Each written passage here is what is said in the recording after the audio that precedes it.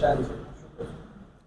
પહેલા જ વરસાદમાં સમગ્ર ગુજરાતમાં ભારતીય જનતા પાર્ટીનો ભ્રષ્ટાચાર, પ્રી મોન્સૂન કામગીરીના નામે જે ગેરવહીવટ થયો, ભ્રષ્ટાચાર ને સરકારની ગુનાહિત બેદરકારી સામે આવી છે।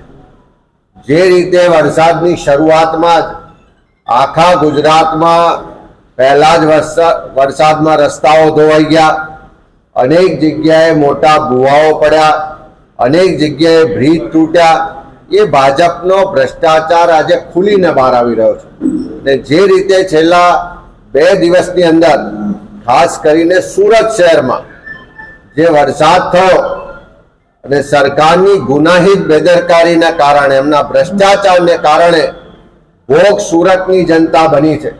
આજે ઠેર ઠેર અનેક વિસ્તારોમાં પાણી ભરાઈ ગયા, અનેકના ઘરો ડૂબ્યા, અનેકના માલ મિલકતને નુકસાન થયું, વેપાર ધંધાના સ્થળોને નુકસાન થયું અને છેલ્લા 2 દિવસમાં 9 જેટલા લોકોના મોત થયા।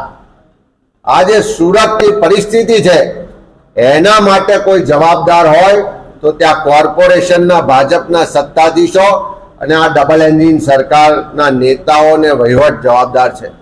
ઠેર ઠેર ગેરકાયદેસર બાંધકામો થયા છે, મંજૂરી વગરના બાંધકામો થયા, ઠેર ઠેર ખોટા રીતે પોતાના માનીતાઓને લાભ કરાવવા માટે બાંધકામો થયા અને આજે એનો ભોગ સુરતની જનતા બની રહી છે।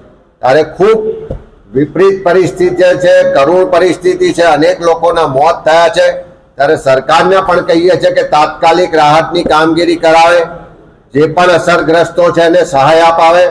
અમે અમારી કોંગ્રેસની તમામ ટીમને પણ કામે લગાડી છે કે જ્યાં પણ લોકો દુઃખી છે, તકલીફમાં છે, એને મદદરૂપ થઈએ।